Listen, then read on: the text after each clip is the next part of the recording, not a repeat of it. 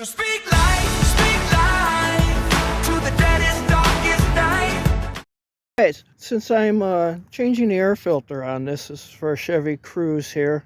I figured I would show you how to clean your throttle body really quick, since I already all have it apart. You see right there, that's the air intake. Now what you want to do is you want to take your throttle body cleaner and spray it in there. First, before you do that, get the car going. Probably want to get it warmed up good. You're going to have somebody in the car, and you'll spray it in there, spray a little bit in there to clean it. The person in the car is going to have to keep the engine revved up around like 1500, maybe 2000 RPM, because it's going to want to die on you. Spray some in there, let it run a little bit, clear out. Spray some more in there, a little bit, clear out. Keep an eye on the exhaust too.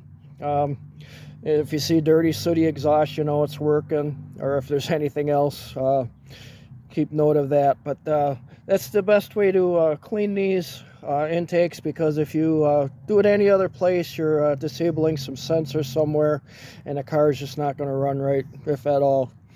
So I would just thought I would throw that in there, since I'm changing the air filter anyways. Might as well just clean out the throttle body intake.